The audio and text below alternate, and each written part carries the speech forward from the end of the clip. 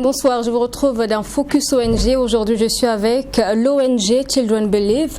Il sera évidemment question de sujets en rapport avec les enfants, donc de modes d'apprentissage, plus exactement du LTP que je vous propose de découvrir tout à l'heure avec mes invités. Mes invités, donc, il s'agit de Thierry Zongo, chargé de programme au niveau de Children Believe. Bonsoir et bienvenue. Bonsoir, madame. Il s'agit également de David Minungu, également chargé de programme au niveau de l'OCED. Bienvenue. Merci. Une invitée sur ce plateau, Tipoko Tiendrobero, vous êtes monitrice LTP donc au niveau de l'OCED. Bienvenue dans cette émission. Merci. Et puis enfin, Madame Joséphine Bationo, bonsoir, bienvenue. Vous êtes chargée de programme de développement de la petite enfance au niveau de Children Believe. C'est ça. Merci. Alors pour commencer cette émission, Monsieur Zongo, donc je vous propose de présenter Children Believe, qui est une ONG qui est centrée sur l'enfance. Ok, merci. Nous voulons d'abord dire au nom de la directrice, merci à True TV qui nous offre cet espace et pour présenter ce que nous faisons au niveau du Burkina. Et Children Believe est une ONG de droit, une ONG internationale de droit canadien qui exerce au Burkina depuis 1987. Et nous intervenons principalement dans 5 provinces. La province du centre, dans l'arrondissement 11, c'est-à-dire la périphérie de Ouagadougou, Karpala, Dayongo, Yamtenga. Et dans la région du centre-est, nous intervenons dans la province du Kouritenga, plus précisément dans la commune de Baskouré. Et au niveau de l'est, nous intervenons dans 2 provinces. La province du Gourouma, dans 2 communes, la commune de Fada et la commune de Yamba. Et la province de la Tapua, dans la commune de Diapaga. Au niveau du plateau central, nous intervenons dans 2 provinces. Il s'agit de Loubritenga, où nous intervenons dans la commune de Nagrengo, et du Ganzourgou, où nous intervenons dans la commune de Zam, de Zorgo et de Mégué. Et dans le centre-nord, nous intervenons dans 2 provinces et dans 9 communes, les provinces du BAM et du Sanmatenga, à travers des projets et une prise en charge humanitaire des personnes déplacées. Et enfin, nous envisageons très bientôt intervenir dans la région de la boucle du Moun. Et nous intervenons sur le terrain à travers nous avons 2 façons d'intervenir sur le terrain. Nous avons des partenaires terrain avec lesquels nous travaillons. Nous avons signé des conventions. Et là, nous avons 5 partenaires qui sont Credo, OCED, Okades Fada et Okades Kupela. Et enfin, au niveau de l'Est, l'église évangélique SIM. Et nous intervenons. Nos domaines d'intervention principaux sont les suivants. Nous avons l'éducation, nous avons la santé, nous avons la protection de l'enfant, nous avons la participation des enfants et des jeunes, et enfin nous avons le genre et l'équité. Et nous investissons par an au moins 900 à 1 milliard de francs CFA chaque année dans nos zones d'intervention. Voici brièvement présenté l'ONG Children Believe. Alors, Monsieur David Minungu, vous êtes donc de l'OCED, un partenaire qui travaille avec Children Believe. Comment est-ce que vous présentez la structure? Merci. L'OCED, qui est l'organisation chrétienne d'entraide et de développement, est un partenaire terrain de Children Believe. C'est une structure de l'Église nationale des Assemblées de Dieu. C'est une structure qui a été mise en place pour s'occuper des aspects de développement, en plus des aspects spirituels l'aspect spirituel qui est du domaine traditionnel de l'Église. Voilà, et l'Église a mis en place l'OCED pour les aspects de développement, surtout les questions socio-économiques, de ses membres.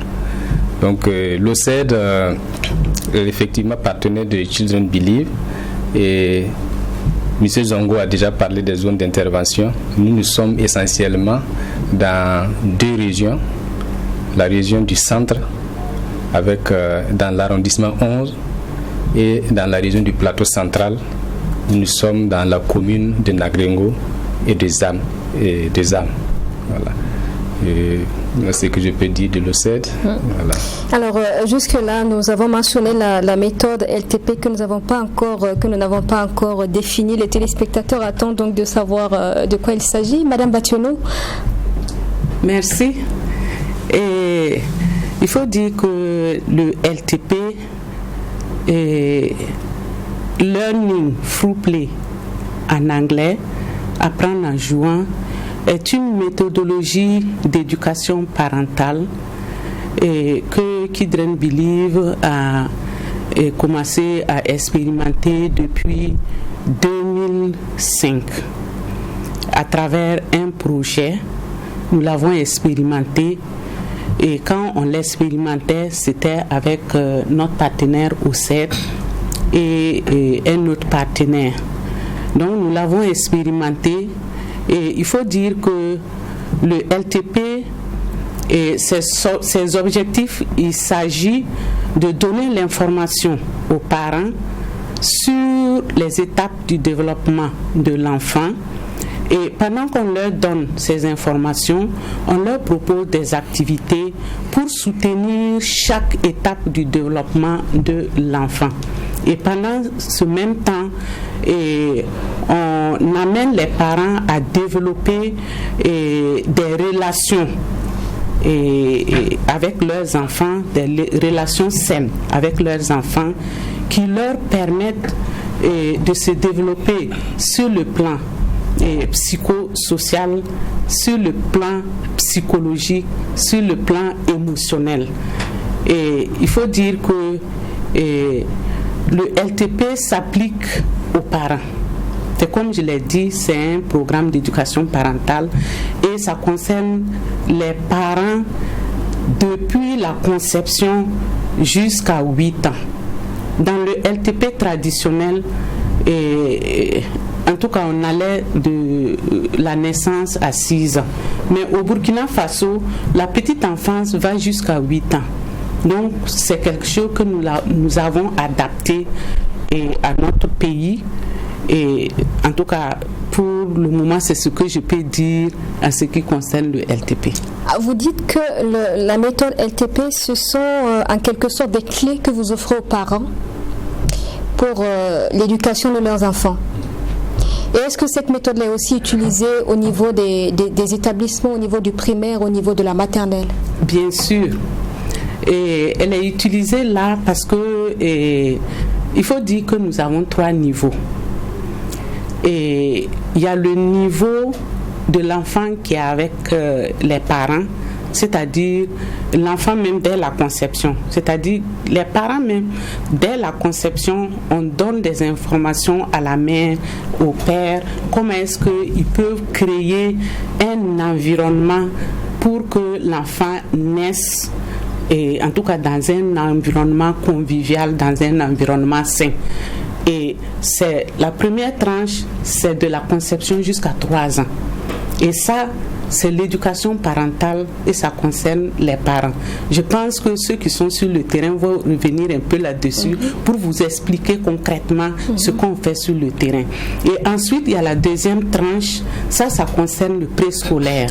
C'est-à-dire que nous formons les enseignants et les enseignants, à leur tour, ils améliorent leur cadre d'enseignement, ils améliorent leur méthodologie d'enseignement pour que les enfants puissent mieux apprendre. Et il y a les petites classes de l'école primaire, le CP1 et le CP2. Et là, c'est pour qu'il y ait une bonne transition. Parce que les enfants qui quittent la maternelle et qui vont au CP1, ce sont des enfants qui n'ont pas fini de jouer.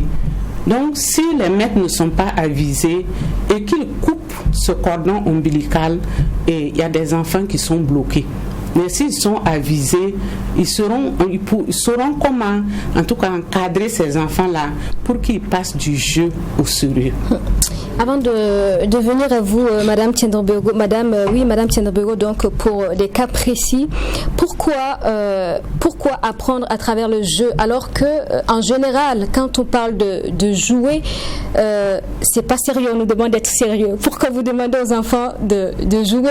En quoi est-ce qu'ils peuvent apprendre en jouant? Ok, merci pour la parole. Mais à ce niveau, il faut dire que l'activité principale de l'enfant même, c'est les jeux. Et pour que l'enfant apprenne bien, il faut te mettre au même niveau que l'enfant pour jouer avec l'enfant et pouvoir aider l'enfant dans son développement.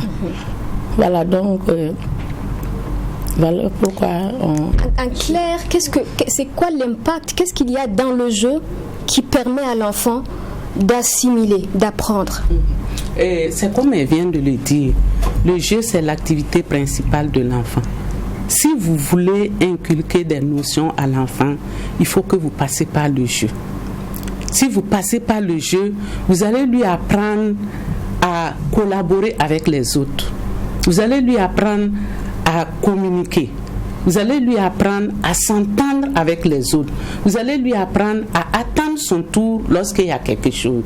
Vous allez lui apprendre à respecter, en tout cas, les autres et à pouvoir partager avec les autres. Vous allez lui apprendre des notions d'espace, des notions de couleur, des notions de forme et des notions en tout cas de topologie, c'est-à-dire dessus, dessous, et sur, sous, et dedans, dehors.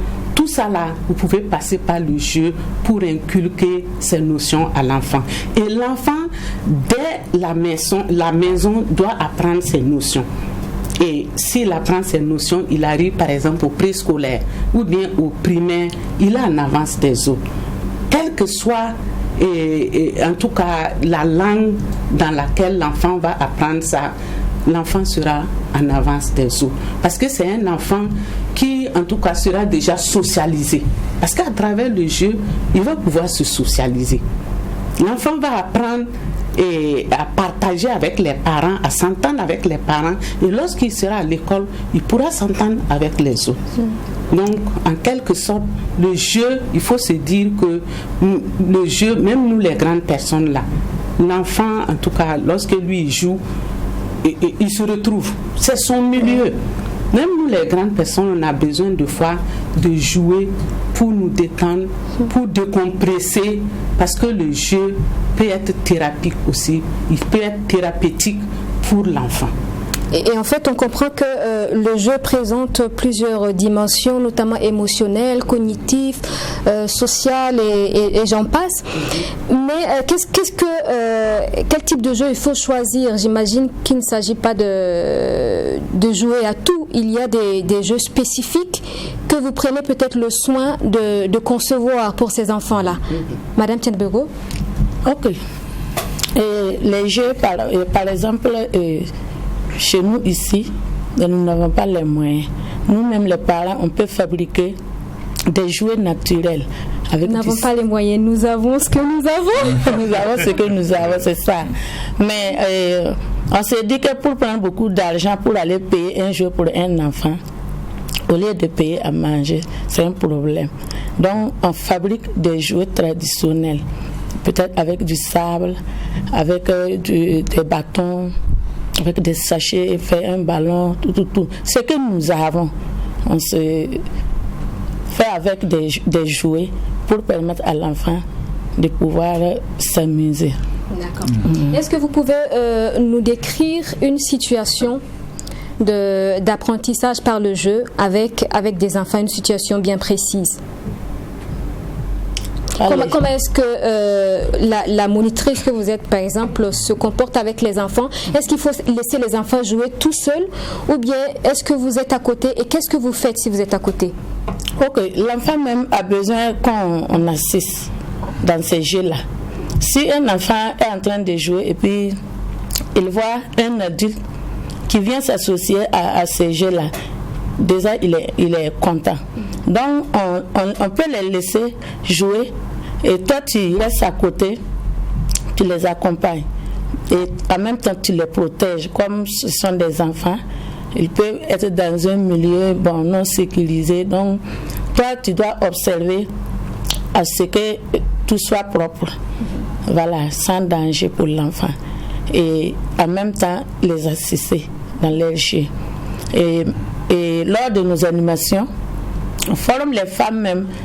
Les femmes même font un modèle pour les enfants.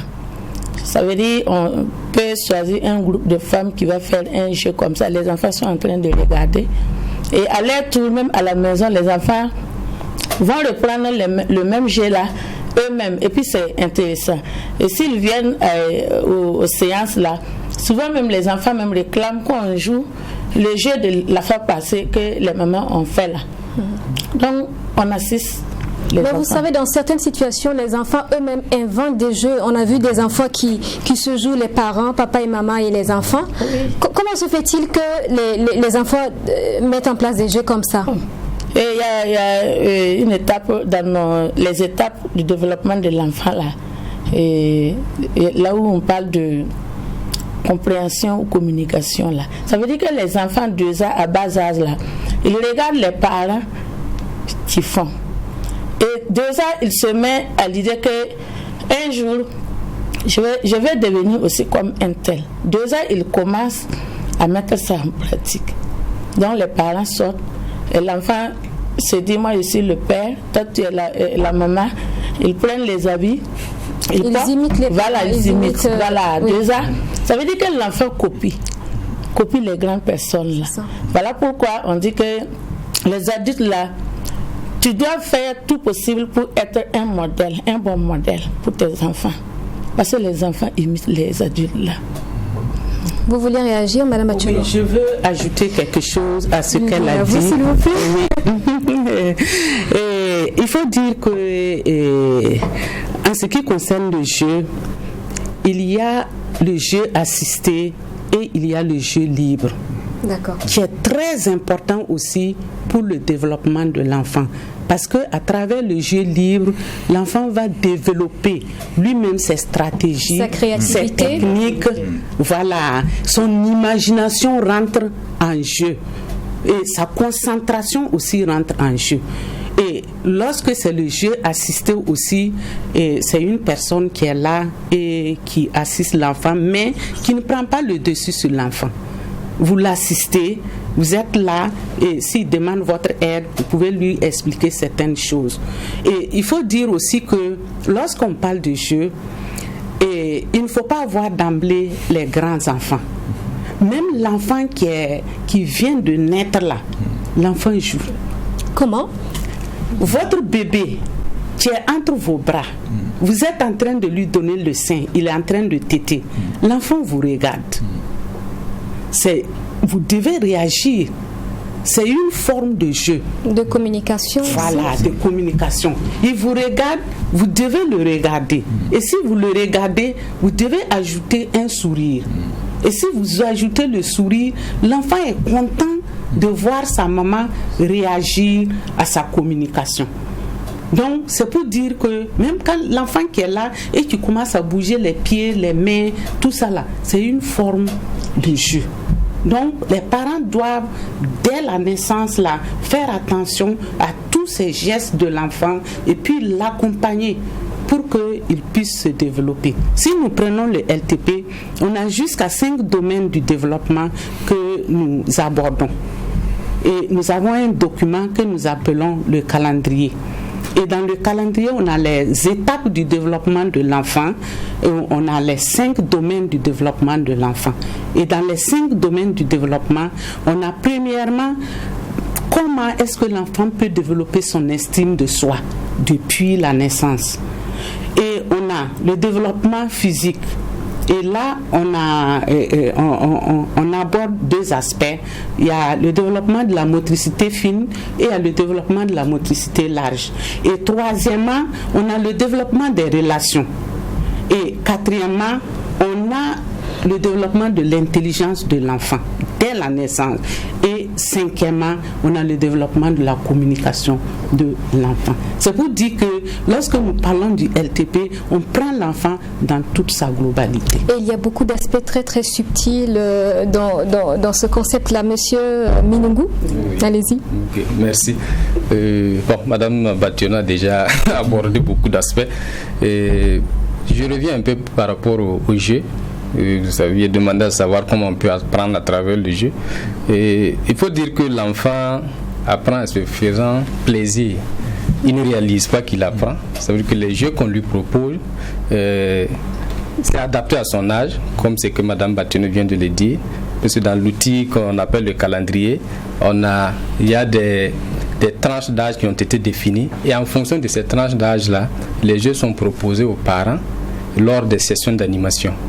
Et pour que les parents à leur tour puissent mener ces jeux-là, ce sont des exemples et ils peuvent aussi développer d'autres formes de jeux suivant l'âge de l'enfant, voilà, pour amener l'enfant à apprendre sans vraiment réaliser qu'il apprend quelque chose. Donc le LTP, c'est vraiment un programme vraiment novateur, voilà, qui permet l'épanouissement de l'enfant dès son bas âge.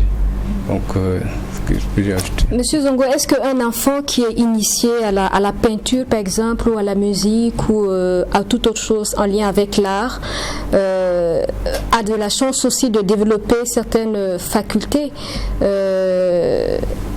peu comme à travers le LTP?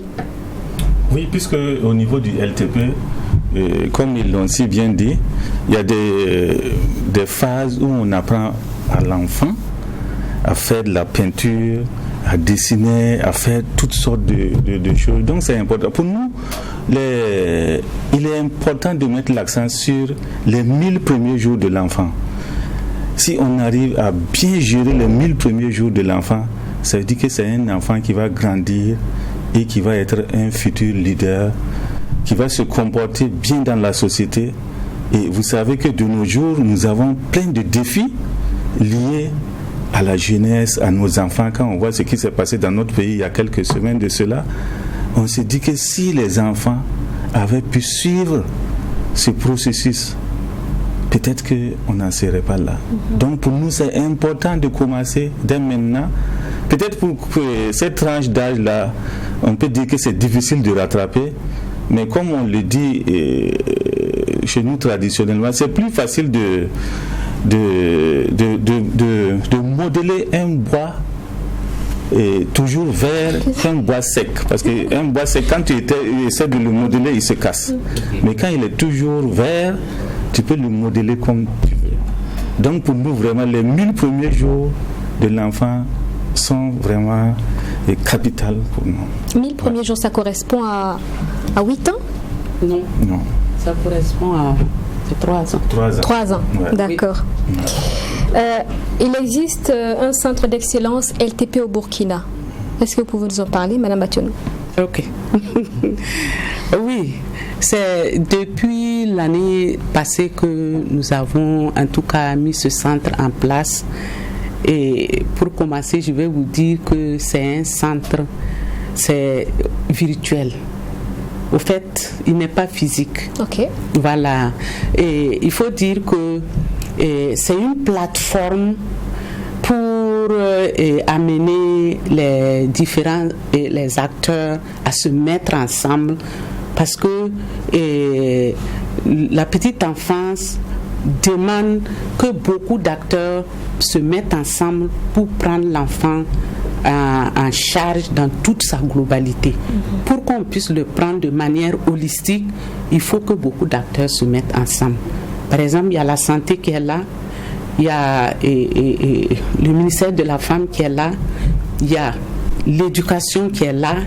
Donc, tous ces acteurs-là doivent se mettre ensemble pour que l'enfant soit pris dans toute sa globalité. Donc, c'est une plateforme pour renforcer, en tout cas, la collaboration entre ces acteurs-là, pour qu'ils puissent travailler ensemble, parce que nous savons qu'au niveau du Burkina, la petite enfance est quasiment délaissée, si je peux le dire ainsi. Nous sommes à 5,4% de préscolarisation. Et donc, il faut que les acteurs se mettent ensemble, parce que les scientifiques même disent que tout se joue avant l'âge de 6 ans. Si nous voulons que nos enfants réussissent à l'école, il faut que nous mettons le paquet avant 6 ans. Là, ça leur permet de réussir à l'école. Donc, le centre d'excellence, c'est une plateforme qui réunit tous ces acteurs-là, qui les forme, qui, en tout cas, leur trouve les moyens pour accompagner vraiment le développement de la petite enfance. Il s'agit aussi de partager les expériences, parce que nous savons qu'au Burkina, il y a beaucoup d'expériences qui sont mises en œuvre dans le domaine de la petite enfance. Et là, nous voyons les expériences innovantes, on se partage les bonnes pratiques et on voit comment on peut vraiment aller ensemble. Donc, c'est ce que je peux dire. Peut-être si M. Zongo a quelque chose. Je voudrais ajouter quelque chose par rapport au centre d'excellence, comme elle a dit, mais nous partageons également les acquis des expériences depuis les 5 ans que nous avons menées à travers cette approche-là. Et nous avons fait l'année dernière une étude d'évaluation que nous avons présenté à l'ensemble des acteurs dont elle a parlé, le ministère de la Santé, le ministère de l'Éducation, le ministère de la Femme et les ONG également qui interviennent dans le domaine de la petite enfance. Donc ce centre d'excellence-là est à la fois pour les acteurs au niveau national et pour les acteurs au niveau international et les autres bureaux pays de Children Believe à travers le monde. Voilà, ça veut dire qu'ils peuvent venir tirer des expériences chez nous à partir de nos acquis, comme nous aussi nous pouvons tirer des expériences que nous allons capitaliser au niveau du centre d'excellence. Et je voudrais ajouter quelque chose par rapport à ce qu'elle a dit, par rapport à la préscolarisation. Vous voyez aujourd'hui, si vous remarquez, le préscolaire est très bien développé en ville, mais pas dans le milieu rural. Et le LTP vient pour essayer de combler ce vide qu'il y a au niveau du milieu rural. Parce qu'aujourd'hui, si vous partez dans une communauté villageoise et vous dites que vous construisez par exemple un centre d'éveil et d'éducation préscolaire et dont la scolarité va faire plus de 50 000 francs, vous n'allez pas trouver quelqu'un pour pouvoir honorer ses frais de scolarité. Donc pour pallier un peu à ce manque-là et à ce défi, nous avons développé cette approche-là pour essayer de combler ce vide-là, pour qu'il n'y ait pas un gap assez important entre le milieu rural et le milieu urbain. Alors revenons sur les clés que vous offrez aux parents, on va dire, pour aider à l'éducation de leurs enfants. Qu'est-ce que vous mettez en place concrètement et quels sont les résultats que vous avez déjà obtenus, M. Minungou? Merci bien. Il faut dire que grâce à notre partenaire Children Believe, voilà, nous avons été parmi les premiers à mettre en pratique l'approche LTP dans nos zones, dans nos communautés d'intervention. Et il faut dire qu'au départ, les gens étaient un peu réticents, mais avec les sensibilisations, voilà, et les parents ont fini par comprendre l'importance de cette approche-là. Si bien que présentement, nous n'arrivons pas à satisfaire la demande. Parce que dans chaque communauté... Avant de continuer, s'il vous plaît, quel était le type de réticence que vous avez rencontré? Parce que pour les parents, oui. L'éducation de l'enfant, ça commence à un certain âge et il y a des pratiques culturelles, voilà, que les parents font avec les enfants et ce qui est un peu différent de ce que nous proposons.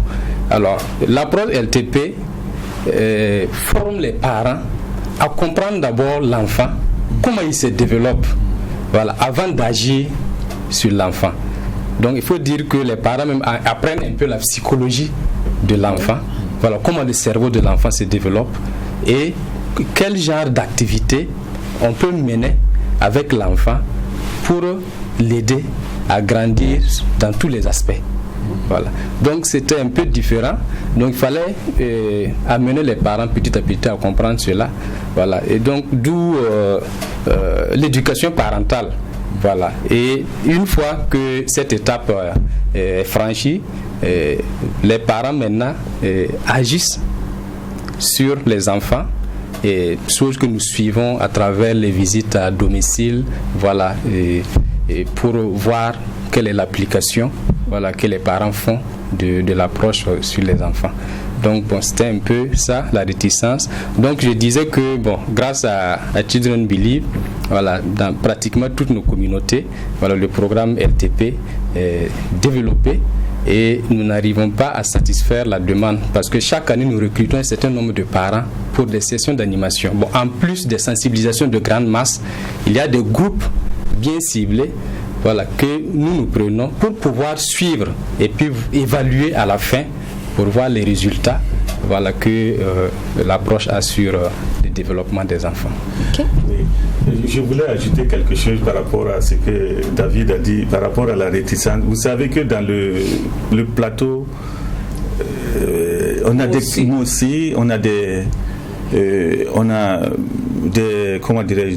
systèmes de représentation où, pour les hommes, l'éducation de l'enfant jusqu'à l'âge de 7 ans incombe à la femme. L'homme ne doit pas se mêler de l'éducation de l'enfant donc nous venons, nous disons non. C'est une mentalité générale, hein? Bon, c'est une mentalité qui tend à disparaître, mais dans les communautés villageoises ça persiste un peu toujours, okay. Mais grâce aux sensibilisations ça va. Nous venons dire non, ce sont les deux parents ensemble qui doivent s'occuper de l'enfant, parce que l'enfant il a besoin à la fois de sa maman, il a besoin de l'affection de son papa. Voilà, un enfant qui a les deux parents qui s'occupent de lui sera différent d'un enfant qui n'a qu'un seul parent qui s'occupe de lui. Et elle a oublié de dire quelque chose. Quand vous entrez dans une famille ou un ménage dont les parents suivent les sessions LTP, vous voyez une certaine harmonie au-delà des relations avec les enfants. Parce que vous voyez un père qui est capable de laver son enfant, de faire prendre son enfant son bain, alors que dans certains milieux, l'homme ne doit pas laver son enfant. Est-ce que la méthode LTP va jusqu'à proposer aux parents quels sont les termes qui sont appropriés pour discuter avec son enfant, enfin pour s'adresser à son enfant? Oui, je pense qu'elle peut le dire. Oui. Je pense que Madame Chaud peut dire par rapport aux activités. Les activités que nous apprenons avec les femmes là, arrivées à la maison, et elles aussi, elles mettent en pratique ces activités-là. Elles échangent avec leur mari. Et je peux dire qu'il y a des familles, avant LTP là, avant qu'ils participent à LTP là, en famille, l'homme et la femme ne peuvent même pas s'asseoir ensemble comme ça pour échanger. N'en parlons pas un enfant. Mais avec les pratiques de LTP, à chaque fois on demande aux femmes d'aller transmettre ce qu'elles ont acquis là à leur mari. Et même nous, on fait des visites à domicile. Et si on part dans une famille, on trouve le mari avec la femme, on échange avec eux deux là. Et maintenant, à la longue, tu vas aller trouver maintenant que l'homme même peut laisser un petit temps pour s'occuper de l'enfant pendant que la femme est absente. Voilà. Donc, ça veut dire qu'il est difficile d'avoir les hommes lors des séances d'animation, mais à la maison, si on parle, on les sensibilise. Et puis leurs femmes aussi les rapportent ce qu'elles ont appris. Et ensemble, et ils mettent en pratique. Donc ils sont invités mais ne se présentent pas. En tout cas, comme les hommes ont beaucoup à faire, il faut courir chercher à manger. Donc on les invite. Mais ils se disent que peut-être prendre 1 heure ou 2 heures pour s'arrêter et puis apprendre ça là, c'est un problème. Ou bien ils disent qu'il y a d'autres qui disent que les jeux là, c'est les femmes et les enfants qui peuvent faire ça. Voilà, ils ne savent pas ce qu'il y a dans les jeux. Mais à la longue, là, il y a d'autres même qui viennent, il y a d'autres maris qui viennent même pour assister, volontairement comme ça. Ils ont dit, ma femme m'a parlé de ça, je ne savais pas que c'était comme ça. Et j'ai décidé de venir participer à votre séance, si vous me permettez. On dit, il n'y a pas de problème. Donc, ils voient que c'est vraiment, c'est intéressant, quoi. Est-ce que c'est possible pour une famille particulière de demander des services à votre niveau pour apprendre des notions sur le LTP? Bien sûr que oui. En tout cas, les portes de Children Believe sont ouvertes. Si une famille a besoin vraiment d'un accompagnement, et en tout cas, il n'y a même pas de problème. Nous sommes là pour les enfants. Nous sommes là pour accompagner les enfants. Donc, il n'y a même pas de souci. Monsieur Minugo? Nous encourageons même les femmes bénéficiaires, les parents, j'allais dire, parce que ce n'est pas seulement les femmes. Voilà, bien, bon, même si les hommes participent moins, oui, nous encourageons les parents à partager ce qu'ils ont appris lors des sessions avec le voisinage. Voilà. Et c'est pour que ça fasse vraiment tache d'huile et pour que le plus grand nombre puisse vraiment en profiter. Voilà. Donc c'est pour répondre à votre question, c'est pas seulement Children Believe, mais même au niveau de terrain.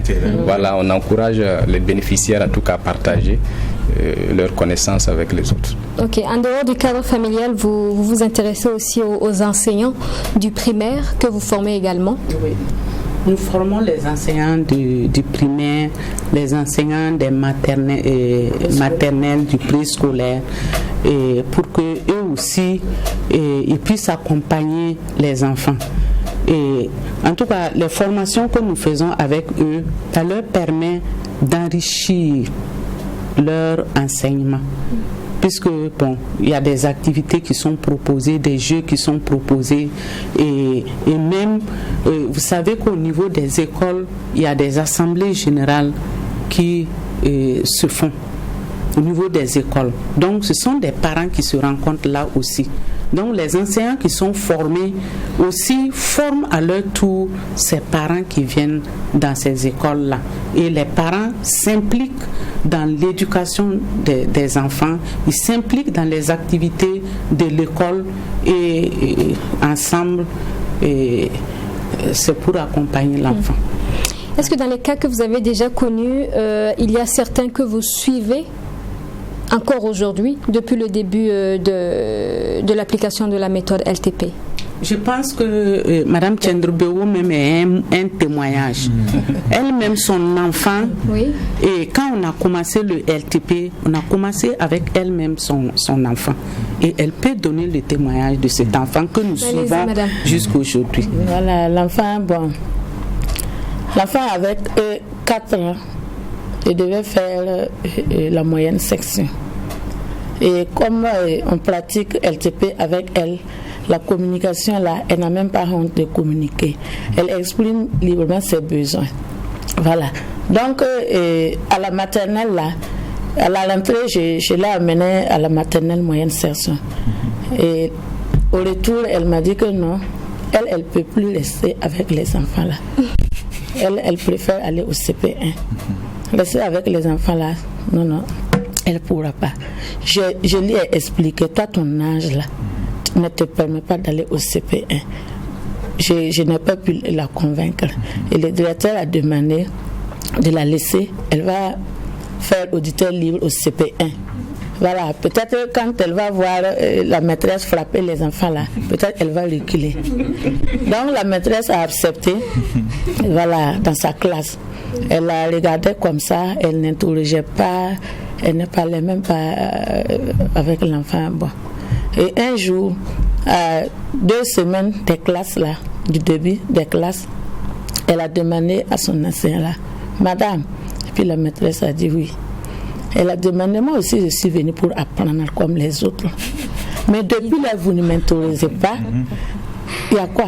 Maman n'a pas payé les frais de scolarité ou bien c'est quoi?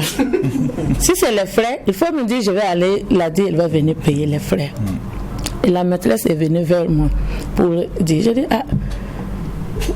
faut faire comme tu veux, hein, parce qu'on a dit de la laisser comme auditeur libre. Et le directeur a dit non, si c'est ça là, elle n'a qu'à mentionner son nom.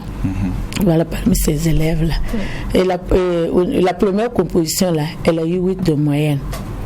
Et deuxième composition encore, elle a eu 8 de moyenne.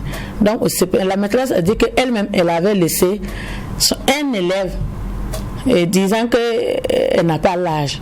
Et c'est elle-même qui encadrait d'autres enfants. Et quand on fait quelque chose en classe, si elle n'a pas pu le faire, arriver à la maison là, moi je ne peux pas dormir. Madame a fait ça. Même un tel a pu faire ça, mais moi je n'ai pas pu, donc je ne vais pas dormir. Il faut que tu m'aides à connaître ça. Donc, actuellement, l'enfant a moins de 11 ans, elle fait la 6e. Voilà, donc c'est en novembre qui vient qu'elle aura ses 11e année. Donc en fait, la méthode a permis vraiment de développer l'intelligence chez l'enfant, son expression aussi, sa communication avec les autres. Voilà. Oui. Est-ce que, Madame Batuono, les enfants réagissent différemment face à LTP? Bien sûr que oui. Les enfants réagissent différemment. Et ils réagissent différemment. Pourquoi? Parce que premièrement, ils n'ont pas le même âge. Donc, chaque enfant, selon sa tranche d'âge, réagit différemment. Je vais prendre un exemple concret. Par exemple, même à la naissance, nous voyons qu'il y a d'autres enfants, lorsqu'ils naissent tout de suite, ils commencent à crier. Et tandis qu'il y a d'autres, quand il naît, il faut lui donner des fessées pour que l'enfant puisse en tout cas pleurer. Donc ça veut dire que chaque enfant a sa personnalité. Et devant le jeu, chaque enfant va réagir différemment. Donc il faut les prendre selon leurs différences. Parce que même devant le jeu, l'enfant va en tout cas il va apprendre à son rythme. Il apprend à son rythme et c'est pourquoi on donne aux parents les informations sur le développement, même les étapes du développement de l'enfant. Pour que les parents sachent qu'à tel âge, voilà les actes que l'enfant peut poser et voilà ce qu'ils peuvent faire pour stimuler le développement à tel niveau. Par exemple, le développement intellectuel ou bien le développement du langage ou bien le développement physique ou bien le développement des relations ou bien son estime, le développement de son estime de soi. Donc, c'est pour dire que chaque enfant réagit différemment. Et c'est aux parents de pouvoir vraiment les encadrer pour que chaque enfant puisse mieux se développer. Alors aujourd'hui, nous sommes à l'ère du numérique et beaucoup d'enfants vont, au lieu de jouer à la terre ou bien au lieu de jouer avec leurs camarades, vont prendre le téléphone des parents pour jouer. Il y a des jeux, vous verrez des enfants qui sont concentrés durant des minutes et des minutes. Quel est l'impact de ce type de jeu-là sur les enfants? Et est-ce que cela est aussi important que le LTP, on va dire, de façon très classique? Tu veux répondre? Oui, okay. Allez-y. Il faut dire que le jeu dans le téléphone, c'est pas qu'il est mauvais. Il n'est pas si mauvais. Mais il faut que les parents encadrent les enfants. Parce que ils peuvent aller au-delà des jeux.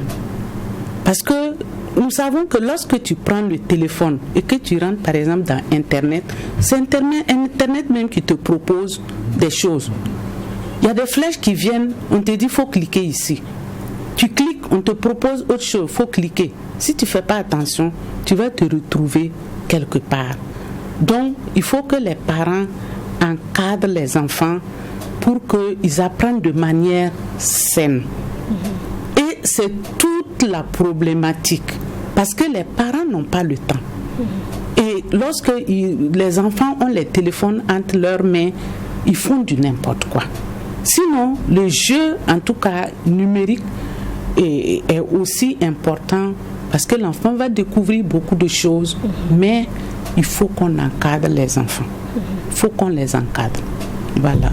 Vous voulez préciser quelque chose? Bon, je voulais ajouter quelque chose par rapport à ce qu'elle dit, que c'est vrai qu'il y a le numérique, mais les jeux, je ne dirais pas traditionnels, mais qui étaient là, doivent pouvoir exister. Parce que quand vous prenez les enfants qui font la boue, qui font la terre, qui se lapident, et d'habitude en ville, on dit non, ça va salir, ça va faire. Alors que ça permet le développement d'un certain nombre de facultés et d'organes. Le contact avec la terre permet à l'enfant d'être en contact aussi avec la nature en général. La nature et son environnement. Oui, son environnement. Voilà. Mais souvent, on a tendance à dire en ville ici, non, il ne faut pas faire, c'est sale, il ne faut pas salir.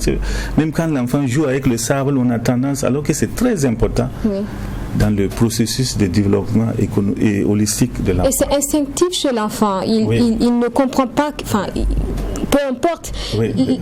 La plupart des enfants vont tout de suite aller dans la terre, jouer. Ça veut dire que c'est un besoin qui s'exprime. Okay. Qu'il ne faut pas réprimer. Il faut laisser l'enfant faire son expérience avec cela. Mais nous, on a tendance en ville ici à dire non, ça va, tu vas te salir, tu vas salir les choses. Et voilà, on réprime un peu l'enfant et voilà, il y a un certain nombre de facultés qui ne vont pas pouvoir bien se développer. Sur nos chaînes de télévision, on peut voir certains programmes qui permettent aux enfants d'apprendre par exemple la table de multiplication à travers des images, parfois un dessin animé. Qu'est-ce que vous en pensez? Bon. Et les enfants peuvent apprendre. Ils peuvent apprendre et c'est une bonne chose. C'est une bonne chose qu'ils apprennent à travers la télé. Mais c'est ce que je disais, il faut vraiment l'encadrement. L'encadrement. Parce que avec la télé aussi, on apprend du n'importe quoi. Ils peuvent apprendre du n'importe quoi, apprendre vraiment des choses qui ne sont pas ça. Donc, il faut vraiment l'encadrement. Si c'est vraiment des jeux éducatifs, si c'est l'apprentissage, par exemple, des maths, du calcul et autres, comme vous venez de le dire, il n'y a pas de problème. Les enfants peuvent apprendre. Mais si ils vont au-delà, c'est là que ça pose problème. Voilà. Sinon, au niveau des chaînes aussi, ils peuvent apprendre. Voilà. Mais ce que nous disons ici, si on part par exemple en milieu rural, il y a des parents qui n'ont pas ces opportunités. Donc ça fait que les enfants sont limités. Ils sont limités et c'est comme vous venez de le dire, et si on les laisse au contact de la nature, on va voir que ce que les autres apprennent, par exemple à travers la télé et autres là, on va voir que ces enfants aussi vont apprendre les mêmes choses. Par exemple, les enfants qui sont en contact, par exemple, de la terre, ils vont essayer de faire des marques sur le sol et ils vont essayer de modeler des choses et tout. Tout ça là, ça rentre dans leur développement holistique. L'enfant qui manipule la terre, c'est le développement de la motricité fine. Et si il a vraiment les mains agiles, ça va lui permettre d'attraper l'écritoire plus tard et de pouvoir écrire. Donc c'est des choses que nos enfants dans les milieux ruraux aussi, ils peuvent apprendre beaucoup de choses. Voilà. On comprend, oui, allez-y. Je voulais ajouter quelque chose par rapport à ça. Nous avons commencé à expérimenter quelque chose avec un petit projet que nous avons eu au niveau du siège, dans une école dans la commune de Basse-Courée, où nous avons essayé d'installer un système digital, parce que nous travaillons avec des jeunes ici qui ont conçu des cours, pas de remédiation, mais pour approfondir ce que les élèves apprennent au primaire. Et ils ont travaillé avec le ministère de l'Éducation, le MENA-PLN, donc qui a un peu, accrédité leur travail. Donc nous avons des jeux sous forme de cartes où les enfants se posent des devinettes, et nous avons aussi un système avec des vidéoclips où l'enfant par exemple apprend les maths à travers des chants.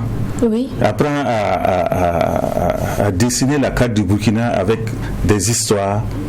Nous avons commencé ça il y a juste quelques jours de cela, et nous pensons que si ça réussit, c'est quelque chose que nous allons pouvoir vulgariser, et peut-être pourquoi briser également la fracture qu'il y a entre les enfants de la ville et ceux de la campagne, du milieu rural. Mais tout ça c'est encadré parce qu'il y a un enseignant qui a été formé, qui permet aux enfants de revisiter les cours qu'ils ont appris dans la journée. Les enfants peuvent répéter ça le soir à travers ce système-là. Ouais. Bon, en tout cas, on comprend qu'il y a beaucoup de positivité à travers... il y a beaucoup de positifs à travers donc, le LTP. Et en ce moment, quelles sont les perspectives de Children Believe en matière donc, de cette approche? Bon, en ce qui concerne les perspectives, il faut dire que nous sommes en train vraiment de mettre l'accent sur le centre d'excellence. On est en train de mettre l'accent sur le centre d'excellence, et on veut en tout cas vulgariser au maximum cette approche, parce que nous sommes pour le moment dans nos zones d'intervention, et nous voulons élargir pour donner l'information à plus de parents. Il y a aussi le fait que nous sommes en train, comme nous parlons de numérique et autres là, nous sommes en train de faire des vidéos, des audios visuels que nous voulons vraiment partager avec beaucoup de parents sur le LTP. C'est-à-dire par module, on fait la vidéo, et en tout cas on va partager ça. On est en train de voir comment est-ce qu'il faut partager, si c'est sur YouTube qu'on va partager. Bon, on est en train de voir les mécanismes pour pouvoir partager à plus de parents. Et il y a le fait aussi qu'on est aussi en train de mettre beaucoup l'accent sur le préscolaire, parce que lui il a parlé un peu de nos centres LTP, c'est-à-dire qu'avec les partenaires on a des centres où les parents se retrouvent et pour les animations.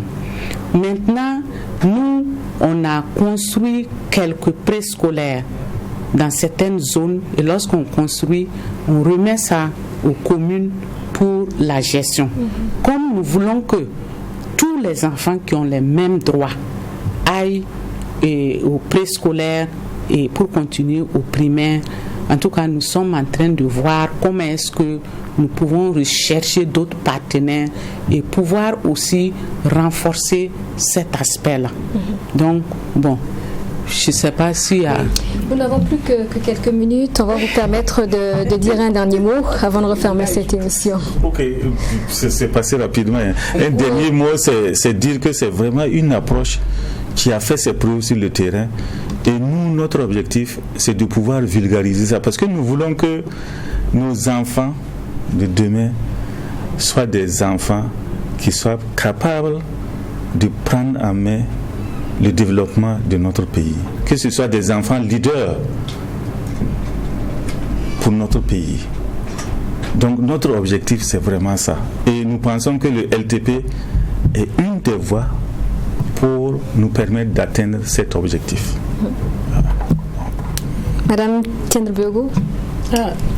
Moi, c'est de vous dire merci et pour cette initiative. On a pu quand même donner les impacts de LTP, que tout le monde, si tout le monde pouvait en tout cas en bénéficier, ce sera la bienvenue.